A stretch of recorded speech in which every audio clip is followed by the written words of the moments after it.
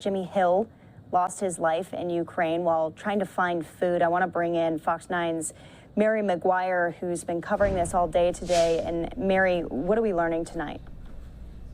Well, I did have a chance to speak with the sister of Jimmy Hill. He was born and raised here in Minnesota, went to high school here, but he spent a lot of his adult life in Ukraine overseas. And tonight we are learning more about his life and more about how he was killed in Ukraine yesterday. Here's more of my conversation with his sister. Stuck inside a hospital in the city of Chernihiv in northern Ukraine, Jimmy Hill chronicled the war with short posts on social media. The 68-year-old was originally from the Iron Range of Minnesota, but was in Ukraine with his longtime partner, who was getting treatment for multiple sclerosis when the war broke out. "We are trapped," he wrote on Sunday. "They bomb here every night." One day later, hard to sleep, people getting depressed. And his final post on Tuesday, intense bombing, still alive, limited food, room very cold.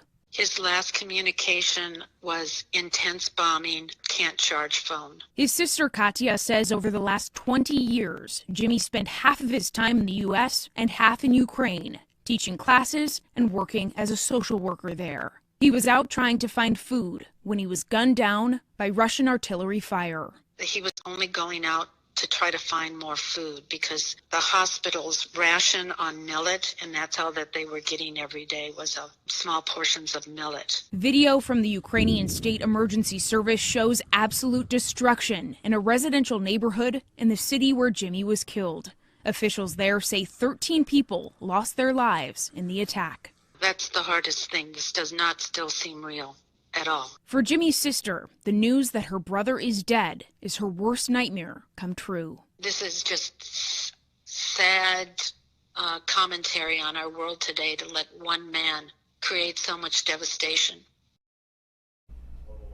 And his sister, talking about Vladimir Putin there, I did reach out to the State Department. An official there did confirm to me that an American citizen lost their lives today in Ukraine. They did not give me any other details of that out of respect for the family, but they did offer sincere condolences, Daytona. Yeah, and sincere condolences to the Hill family. Do we know any more about the background of him and why he hadn't fled Ukraine yet? Because there's millions who are leaving right now. Right. So his longtime partner, his girlfriend, she couldn't leave Ukraine because of her medical condition. Actually, just a few days before the war broke out, they had gone to that hospital to specifically get some specialized treatment for her. They found out that she had pneumonia then. So they were trapped in that hospital literally with her mother, and him, so they couldn't get out of that hospital, so they really had to hunker down there.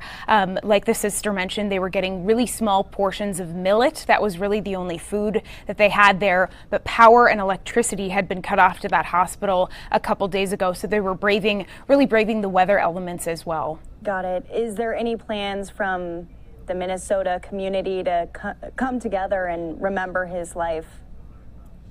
Right now, there's no funeral plans even. The family isn't sure how they are going to get his body overseas back to Minnesota or his final resting place. So no plans just yet.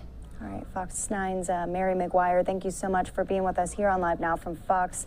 We're definitely thinking about them right now and hope for the best for the family. Thank you.